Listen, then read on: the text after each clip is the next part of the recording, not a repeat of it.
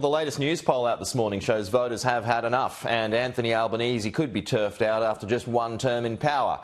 Joining us live now is the Shadow Finance Minister, Jane Hume. Joan, the coalition, though, good morning, by the way, the coalition isn't exactly cruising to victory either, because there's still that primary vote that's under 40 at this stage. So, I mean, that means a minority government is the most likely scenario.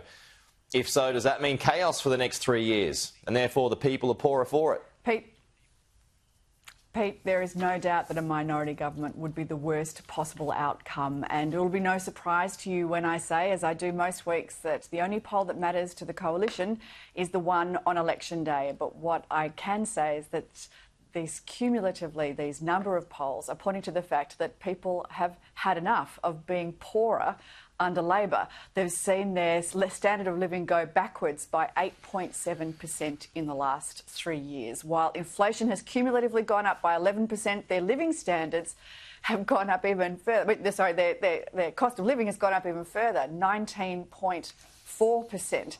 So people are really feeling that pain, and the only solution that the government has had is to spend more. That has made the problem worse. This is a government that is clearly out of ideas, they're out of excuses, and soon they'll be out of time. Right. I mean, contrary to that, though, unemployment's still down, inflation is tracking down, wages is above inflation. I mean, so you can cherry-pick different parts, can't you?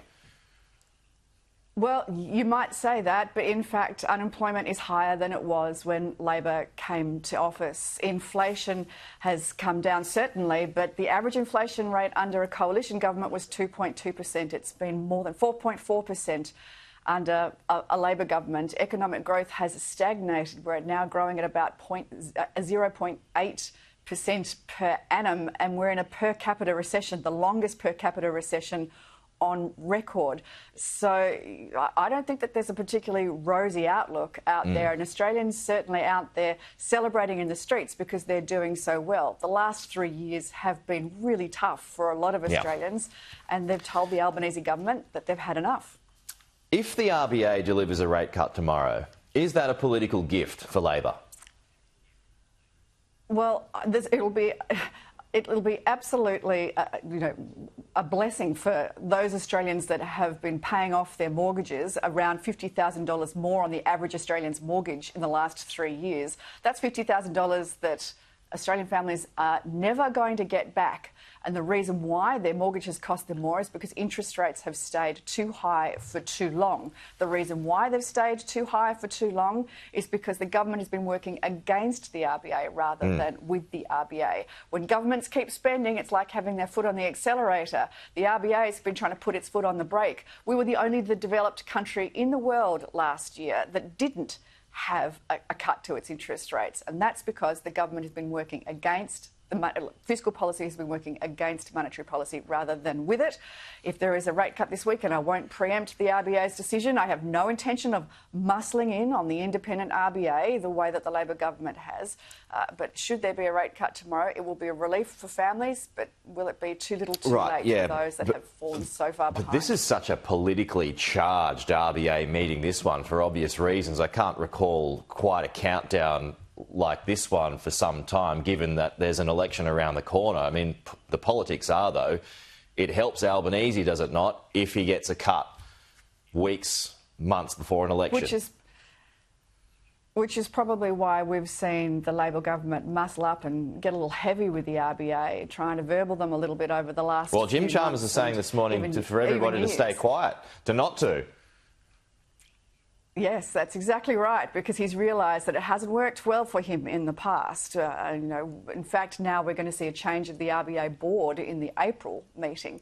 I'm not entirely sure what the implications of that might be, but so frustrated has Jim Chalmers been with the RBA that he's messed around with the board.